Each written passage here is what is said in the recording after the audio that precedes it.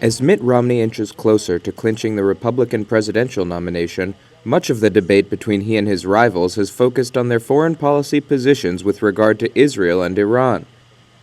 3 of the 4 Republican candidates addressed the AIPAC Policy Conference on the morning of Super Tuesday.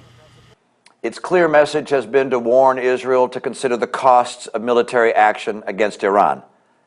I don't believe we should be issuing public warnings that create distance between the United States and Israel. Israel doesn't need public lectures about how to weigh decisions of war and peace. It needs our support. There is a concern, obvious concern, about what this administration is doing or not doing to bring this issue to a head before that final line is crossed and it is too late.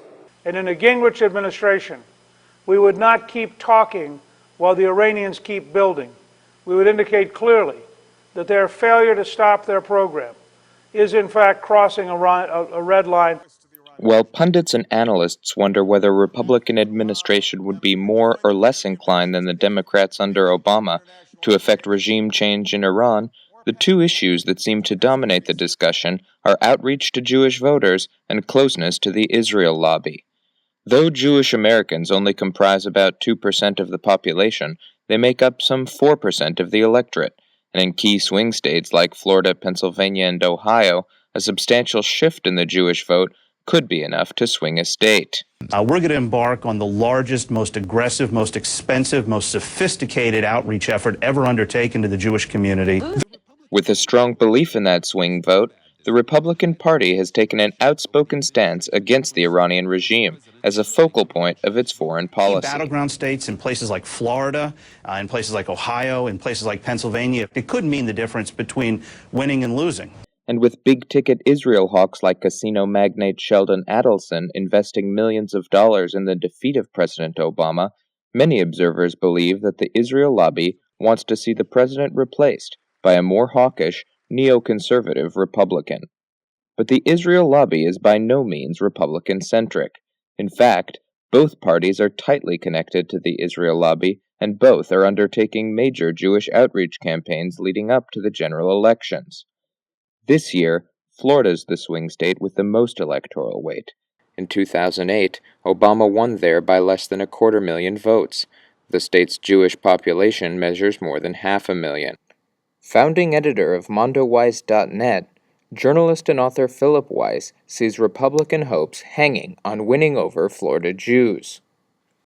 When you say Florida, you're bringing up one area where the Jewish community is very important, not just in terms of money. It's very important in terms of votes. And it was a swing state in the 2000 election, obviously, and it could be a swing state this coming election. If the Republicans can pull Jews away from Obama in Florida over the Israel issue, then they have a good chance of getting Florida. Republican candidate Mitt Romney recently won the Florida Republican primary. Only 1% of registered Republicans who voted in that primary identified themselves as Jewish in the exit polls. That's down from 3% in the Republican primaries of 2008. But nevertheless, the race in Florida is shaping up to be a close one. In 5 polls conducted there this year, pitting Romney against Obama, each won twice, with 1 tie. Republicans hope that the elderly, pro-Israel Jews from South Florida, who supported Hillary Clinton in 2008 as she won that state's primary, will abandon Obama this year. One of the great myths out there is that Florida Jews are super conservative or something. It's just not the case. Jim Gerstein is a pollster following American Jewish political attitudes. Our national polls of American Jews, when I look at our subset of Jewish voters in Florida, I don't see big differences. We're talking about over 90% of people are not citing Israel as one of its issues. To the extent that the people who do care about Israel and care about the Middle East, Jews are actually very progressive. I want to be clear, a candidate does need to pass a minimum threshold of being good enough on Israel, and that's a threshold that basically every presidential candidate has passed. Candidates have already passed Jewish voters' threshold on Israel policy. Does that mean they're using Israel solely to go after votes? Or is it money from pro-Israel donors and interest groups thereafter? Since the 1930s, Jewish voters have supported Democratic presidential candidates in every election, frequently at rates upwards of 75%, with the exception of Jimmy Carter in 1980. But amidst recession, an energy crisis, and the hostage crisis taking place at the American Embassy in Tehran, it is unclear whether the 26% drop in Jewish support for Carter from 1976 had anything to do with his administration's policy on Israel.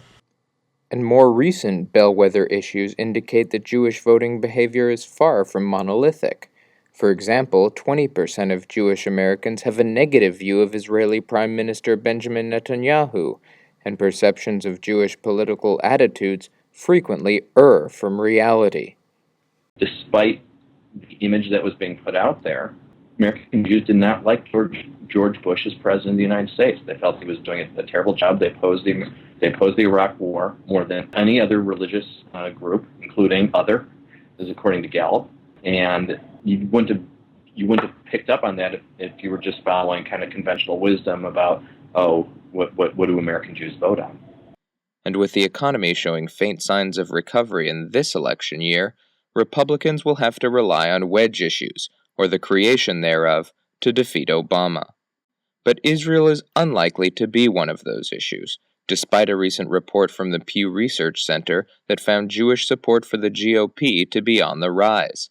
To journalist and author Max Blumenthal, not only has Obama passed Jewish voters' threshold on Israel, he's positively earned his stripes. Obama will easily take the so-called Jewish vote this election cycle.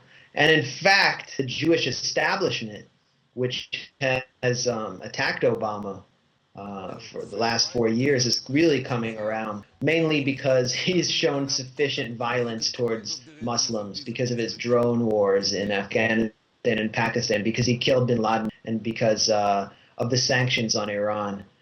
One thing is certain. As candidates reach out to Jewish American Israel firsters, they've got their eyes on a bigger prize: the tens of millions of dollars of funding from hardline Zionist donors and Israel-linked interest groups. For The Real News, I'm Noah Gimbel in Washington.